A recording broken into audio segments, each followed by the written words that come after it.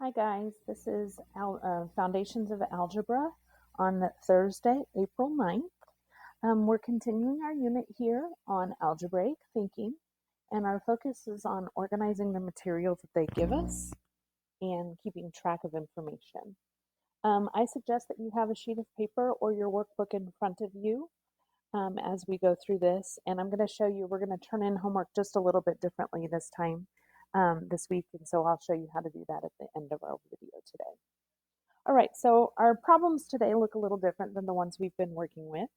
Um, Let me just read the first problem here to you. It says, every weekend, Hiroshi bicycles the 12 miles from Abby's house to Damien's house.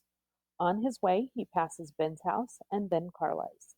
The distance from Ben's house to Damien's house is 8 miles. The distance from Abby's house to Carla's by this route is 6 miles. And then they're going to ask us some questions. Guys, these can get really confusing if we don't have a nice picture and we're not accurate in that picture. The order of things matters in these pictures, but this spacing does not because we don't know all of the spacing when we start. So the first thing I'm going to do is I'm going to read the problem 2 or 3 times to make sure I understand. But it says that I'm starting at Abby's house and I'm ending at Damien's house. So I know those are going to be at the beginning and end of my line. And then it says he passes Ben's house and then Carla's. So I know that those are going to be the next 2 stops along the way. Then they give me some distance information. They say the distance from Ben's house to Damien's house is 8 miles. So I'm just going to go ahead and draw a little arc here and put an 8 in there just to remind me of that information. What that tells me is from Ben's house to Carla's house plus Carla's house to Damien's will be a total of 8 miles. Then they also tell me Abby's house to Carla's house is 6 miles. So I'm going to draw a little arc here from Abby to Carla and put 6. The final thing that I didn't draw on here yet is it says every weekend Hiroshi bicycles the 12 miles from Abby's to Damien. So I'm going to go ahead and draw that large arc up here and say that that's 12. Now, before I go down to look at the questions that they are going to ask me, I'm going to go ahead and see if I can do some figuring to see what else I can find out here. So for instance, if I know the whole distance from Abby to Damien is 12, and I know that from Abby to Carla is 6 of those 12, then I can take 12 minus 6 and see that Carla to Damien must be 6 miles. Once I figured that out, since I know that Ben's house to Damien's is 8 miles and Carla to Damien is 6, I can take the total 8 minus the 6 miles and see that from Ben to Carla's must just be 2 miles. And then working backwards one more time, since Abby to Carla's house is 6 miles, and we know Ben to Carla is 2, 6 minus 2 tells me that this part must be 4 miles. Now I can do a little checking along the way to see if I've figured these things correctly. I know that the whole distance should be 12 miles, so 4 plus 2 is 6, plus 6 more is that full 12 miles along the way. And so once I figured this out, it's very easy to answer my questions. First question says, how far is it from Abby to Ben's house? So I just look at my map up here and I see Abby to Ben's house is 4 miles. Then it says, how far is it from Ben to Carla? Again, that one is just 2 miles. And finally, how far is it from Carla to Damien's? I can see that that is 6 miles. So again, if I didn't draw a picture, if I was just trying to figure this on my own, it would be very confusing. So that picture is really helpful. Let's try another one. This one says, on a trip of 2,330 miles from Edmonton to Hamilton, we detoured first through Fort Wayne and then Grand Rapids. It's 1,834 miles from Edmonton to Fort Wayne and 321 miles from Grand Rapids to Hamilton. So how far is Fort Wayne from Hamilton? Again, very confusing as I read this, so I'm going to need a picture to help me see it. Okay, the first thing I notice is it says my total trip is 2,330 miles. So I'm going to go ahead and draw that and write that in, 2,330 miles.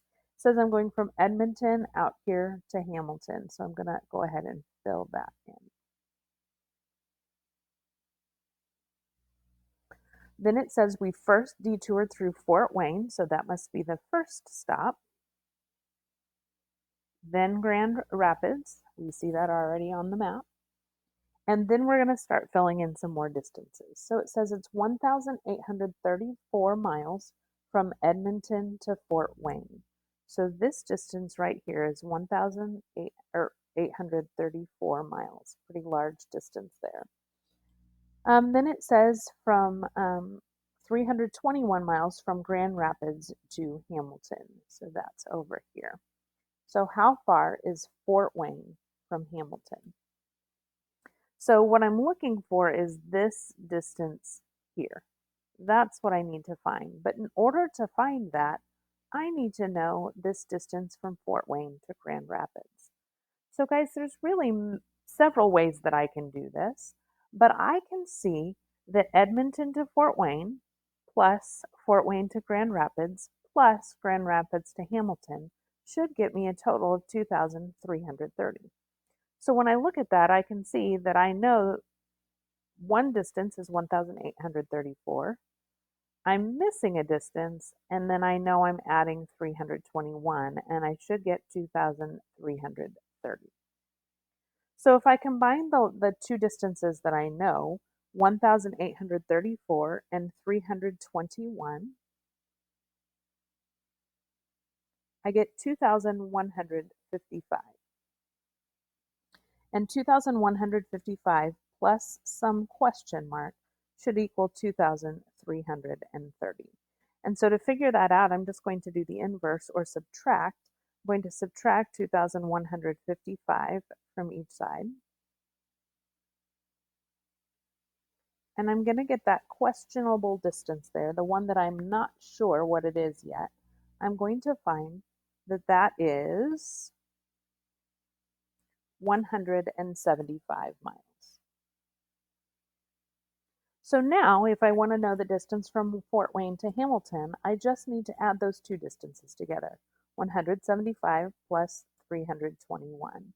And I end up with a distance of 496 miles.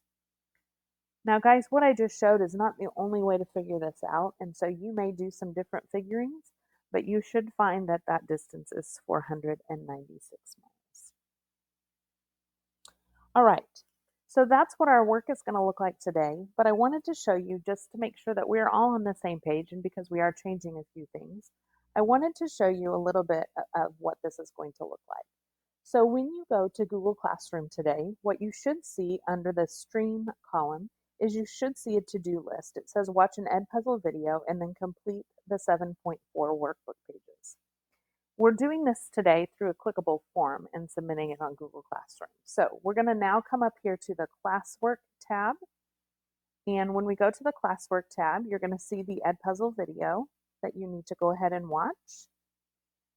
And then you'll see the 7.4 workbook pages. Now yours is going to look a little bit different. Your work is going to be up here in the right-hand corner where it says your work, but you're going to click on that and it's going to open up a Google slide with our workbook page on it. Now it's very small, so you're going to need to come up to this view button and come down to the zoom and zoom to probably 100%. And then once you've done that, you should be able to read the problem, and then you should be able to click on these different places where it says click here to type your distance, click here. And when you're in that, you can erase what's there and then type your number for the distance. Feel free to change your font size up here if you need more space, or feel free to add a new text box by coming over here to Insert and Add Text Box if you need another place to click information that I've not shown you. So you'll just go through, you'll look at all of those different boxes. You'll go to the second slide as well, and you'll go through and click all of those different answers again, adding text boxes if you need to, adding different information, changing your font size if you need more space to type. But when you're finished with all of that, you're going to come back here to your classwork page, and there's a spot up here in the upper right hand corner where it says turn in, and you can turn it in, and then I should be able to see your work without you having to take a picture of your workbook. I hope that helps, but if you've got any questions, please feel free to send me a message, or we can do a Google Hangout video chat and get that figured out. Guys, have a great day, and I'll see you later. Bye.